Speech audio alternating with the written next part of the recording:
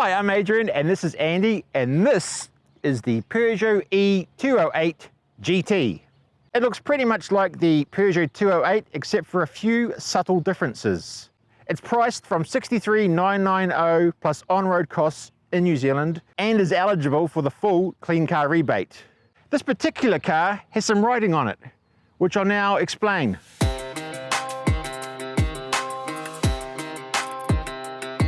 It's already an award winner. It's won the New Zealand Car of the Year 2021 Clean and Green BEV Best in Class AA driven. Winning.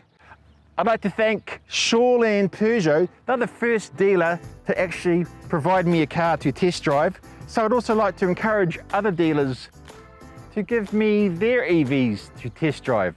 That would be fantastic. Big thanks, Shorland Peugeot.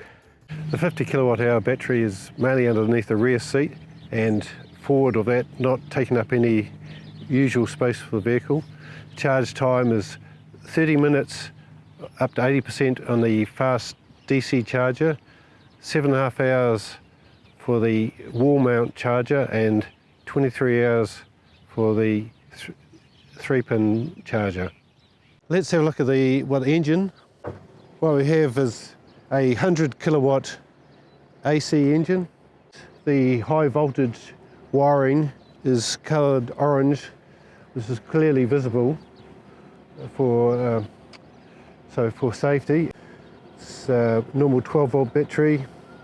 Clear instructions on if you were to jump start it, not to put the earth near the battery onto the other side, which is a good feature.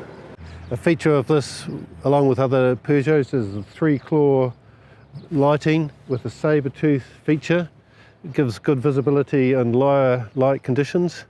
On the wheel front, we've got 17-inch alloys, very beefy spokes, probably because of the extra weight of the vehicle, and very large front disc brakes. To the boot, soft open, a little medium amount of space, no spare wheel.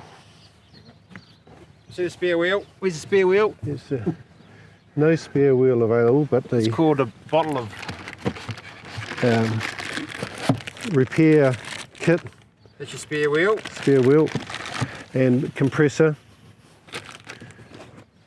Charge cable in the back here. The charge port, I thought that was quite interesting. There's no cover over the Type 2 charging port, but and if you want to go to the DC, you pull the cover over that part there. So this lid seals onto the charge cover, saves you having to pull it off, so one less thing to do. Nice privacy glass in the rear with a panoramic roof, quite a large size. Inside the car is a Peugeot 3D iCockpit with a configurable 10-inch 3D head-up digital instrument panel. There's the choice of 8-colour ambient lighting. There's the 3-finger touch feature to quickly return to the menu. It comes with Bluetooth, Apple CarPlay and Android Auto connectivity. Gloss black-plated piano key toggle switches. 2 USBs in the front, 2 in the back. And the seats are covered in Alcantara, which we like a lot, and feature lime green stitching. Storage in the middle there. Nice and deep. Removable trinket box. The front glove box is pretty poor though. Not much space in there. But the seats, they're lovely. The seating features ISOFIX points in the front passenger seat and 2 back seats. The passenger's front airbag is deactivated here for when you are installing a child seat. Safety and security features include ABS with electronic braking distribution and emergency braking assistance, adaptive cruise control with stop and go function and speed limiter, lane positioning assistance, active emergency braking, and acoustic vehicle alerting system. Lets the people know when you're driving past.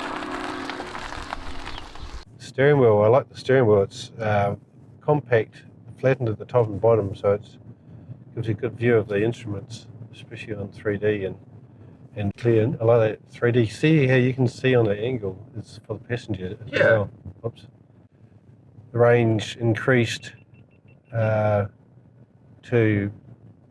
322 from 308, so it makes quite a difference, eco mode to the actual range. But it's easy to change over through the rocker switch in the center console. It's eco now. Yep. To normal. Yep. To sport. Oh, that's nice. Yeah, under sport the response is... It's quite a difference. Yeah, quite immediate really. It's a nice feel. Pulling out behind the line of vehicles, we can just get up to speed quickly with seemingly no effort. That's what it feels like to me. I notice that in looking around, the pillar is quite an intrusive, quite a big blind spot area. So that's quite noticeable. The feeling on the road is, it is solid and it's quite reassuring. Back passenger seat, that was pretty comfortable. Passenger seat's got height adjusted manual and stuff like that, which is not typical of most cars, mainly just for the driver. Yeah, and that back seat felt a lot more comfortable compared to that Toyota Corolla we tested out. Yep. Which you can check out above, our link to the Toyota Corolla review we did, the hybrid. First looks okay. Good all round view. Feature, which is pretty good to see. It's good how it picks up that stop sign. Yeah, that's great. Yeah.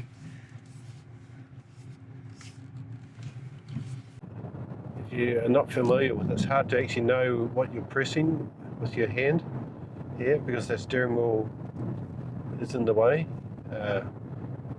So the branch of the steering wheel here is right in the way to see what you're doing. So you have to be familiar with it before you actually do the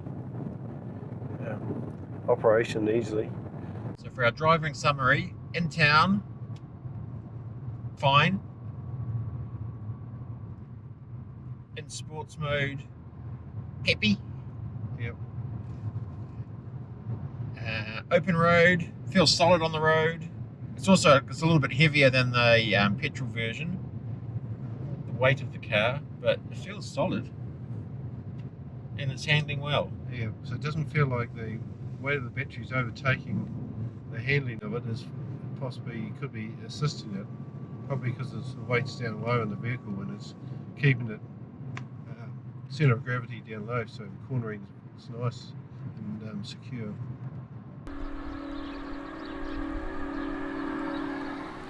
Yep. Summing up, Andy and I really like this car.